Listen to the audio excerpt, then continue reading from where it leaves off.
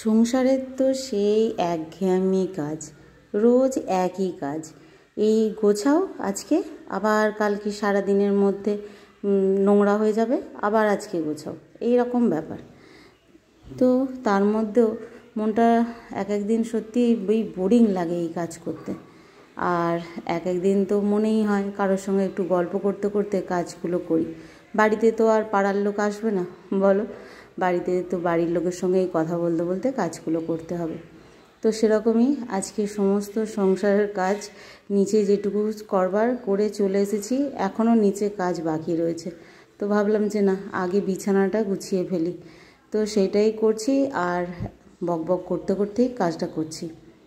এরকম বকতে বকতে কাজ করলে কিন্তু দেখবে কি চটজলদি কাজটা হয়ে যায়, মনেই হয় না যে কাজ করে ফেললাম বলে। একটা নয়, এরকম কাজ 10টা হলেও খুব তাড়াতাড়ি হয়ে যায় মনে হয়। আমার তো এটা মনে হয়, কারোর সঙ্গে যদি গল্প করতে করতে কাজগুলো করে নেওয়া হয় খুব তাড়াতাড়ি হয়ে যায়। তো সেরকমই কথা বলতে বলতে আমারও সমস্ত কাজ মিটে গেল, উপরটা গুছিয়ে ফেললাম। এবারে আবার যেতে হবে নিচে। আর আজকে অনেক সকাল সকালও ঘুম থেকে ওঠা হয়ে গেছে। আজকে কর্তামশাই, ছেলেরা কেউই এখনও বেরোয়নি। বললো একটু বেলা হবে সবারই, এই যে যার কাজ আজকে একটু বেলা থেকে শুরু করবে ওরা। তো তার জন্য আমি আরও তাড়াহুড়ো করছি, ওদের সঙ্গে একটুখানি বসে গল্প করব, ওদের সঙ্গে সময় কাটাবো, এইগুলো আর কি।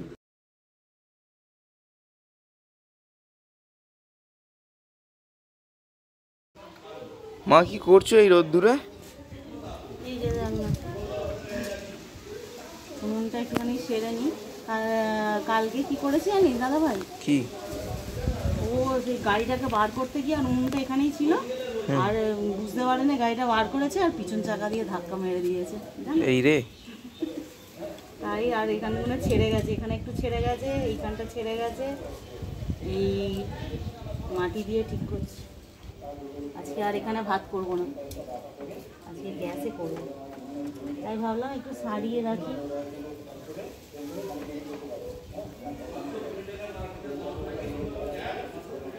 তুই চলে যা, রোদ্দুরে থাকিস।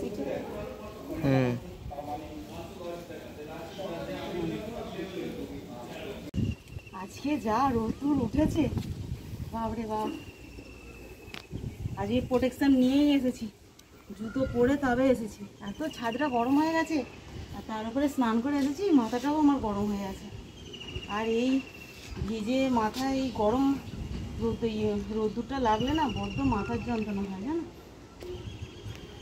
সারাদিন মাথার যন্ত্রণা আরম্ভ হয়ে যাবে এই রোদ্দুরটা লাগলে।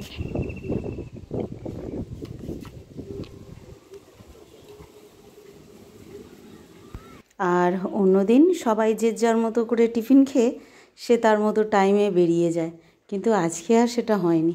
আজকে সবাই একসঙ্গে টিফিন খাওয়ার একটা সুযোগ পেয়েছি। তো শুধু কি টিফিন খাওয়া হচ্ছে খালি দেখো, আজকে হচ্ছে জল ঢালা ভাত। কালকে রাতের অনেকটা ভাত বেঁচে গিয়েছিল, সেইটাই এখন খাওয়া হবে। তো 4 জন আছি, কিন্তু 4 জনে আর এই জল ঢালা ভাতটা খাওয়া হবে না, খাবো 3 জনে। আমার কর্তামশাই, আমার ছোট ছেলে আর আমি। আমার বড় ছেলের আবার এইগুলো খুব একটা পছন্দের নয়। ওর আবার পছন্দ কেরম বলো তো, দুটো পেঁয়াজি ভেজে দিলে, লঙ্কার তেল করে আলু সিদ্ধ মাখলে তাহলেই একটুখানি খাবে, তা নাহলে খাবে না। এইটা ওই জন্য আমরা 3 জনে নিয়ে বসেছি। আর জল ঢালা ভাত খাওয়ার জন্য 2টো ফুরুলিও এনেছে। তো এইটা দিয়ে এখন 3 জনে খাবো জল ঢালা ভাত। আর ও নিয়েছে, বড় ছেলে নিয়েছে একটু মুড়ি, বাদাম আর হচ্ছে সর্ষের তেল, এরকম দিয়ে ও আবার মুড়িটা খাবে। অনেক করে বললাম যে একটুখানি খা না, এক গাল, না, কিছুতেই খাবে না ও। আমিও বললাম, ওর বাবাও বলল। আমার ছোট ছেলে আবার এইগুলো খুব ভালোবাসে খেতে, ওর একটু ভাত হলেই হলো। ওর মুড়ি ফুড়ি অতটা আবার পছন্দের না, যা হয় আর কি, 2 জন 2 রকমের। আর কালকের একটু তরকারিও ছিল মাছের, সেটাও আবার বার করলাম। আর এই যে ওর টিফিন, এই যে কত মুড়ি নিয়েছে দেখতে পাচ্ছ, এটা হচ্ছে ওর টিফিন খাওয়া, সেই আবার দুপুরে খাওয়া দাওয়া। এদিকে এসে ভাত বসিয়ে দিয়েছি, ভাত প্রায় হয়েই গেল। জলটা বসিয়ে আর আমি পাখার তলায় একটুখানি বসেছিলাম, জানো, মাথা একবারে চাঁদি গরম হয়ে গেছে। আর এখানে বিউলির ডাল বসিয়ে দিয়েছি, এর তো কোনো ঝামেলাই নেই, একদম জোর কমিয়ে বসানো আছে। কখন হবে তার ঠিক নেই। আর এই যে মাছে নুন হলুদটা মাখিয়ে রেখেছি, আজকে মাছ ভাজা হবে, ঝাল খাওয়া হবে না। আর এই যে গোল গোল মানে সেই গুঁড়ো আলু এনেছিল, সেটা আলু ভাজা করেছি। আলু ভাজাটা দেখে মনে হচ্ছে খিচুড়ি খাবার আলু ভাজা হয়েছে, তাই না? এই গরমে খিচুড়ির কথা বললে বর একদম বাঁশ নিয়ে তাড়া করবে। বাপরে বাপ, এই গরমে কি কেউ আর খিচুড়ি খেতে পারে? সাদা ভাতই গলা দিয়ে নামছে না। পাতলা ডাল আর পাতলা ঝোল দিয়ে ভাত খেতে হবে এখন, তাই না বলো? আর মাছটাকেও ওই জন্য বললো ঝাল করতে হবে না, তুমি একটুখানি ভাজা করো। মাছ ভাজাই খাওয়া হবে আজকে, ভাজাভুজি আর ডাল। এখানে সমস্ত কিছু রান্না হয়েই গেছে, ভাত, এখানে মাছ ভাজা, আর এই যে আলু ভাজা, একটু কটা লঙ্কাও ভেজে নিয়েছি, দুটো লঙ্কা দিয়েছি, আলু সিদ্ধই দিয়েছি মাখো বলে। আর এই যে বিউলির ডাল। আর হঠাৎ করে আবার মনে হলো যে সব মাছ ভাজা খাবে না, এখন আবার ঝাল করতে হবে। তো তার জন্য আবার এই যে একটুখানি আবার মাছের ঝালও বসিয়ে দিয়েছি, বুঝতে পারছো? একবার বললো মাছ ভাজা খাওয়া হবে, আবার বললো মাছের ঝাল খাওয়া হবে, তাই অল্প একটু ভাজাও রেখেছি আর অল্প একটু ঝালও করলাম। তো চলো এবার খাওয়া দাওয়াটা করে নিই।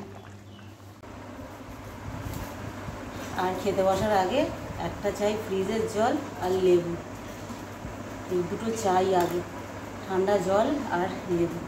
চলো ভাত বাড়তেই বসে পড়েছি। আর দুপুরে খাওয়া দাওয়ার পর একটু রেস্ট নিয়ে আর চলে এসেছি এক থালা আম কেটে নিয়ে ওপরে চলে এসেছি।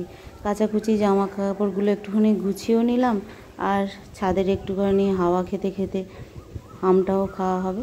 আর আকাশটা দেখো এত সুন্দর দেখতে লাগছে, এই দিকটাই পুরো মেঘ ভর্তি হয়ে আছে, সাদা মেঘ এরকম দেখাচ্ছে। আর এই দিকটা একদম নীল আকাশ, পুরো পরিষ্কার। দেখো এই দিকটায় এক ফোঁটাও না কালো মেঘ আছে না সাদা মেঘ আছে, পুরো পরিষ্কার। তো চলো আমরা ততক্ষণ আমটা খাই। তোমরা কে কে আম খেতে ভালোবাসো? আমার তো খুব ভালো লাগে।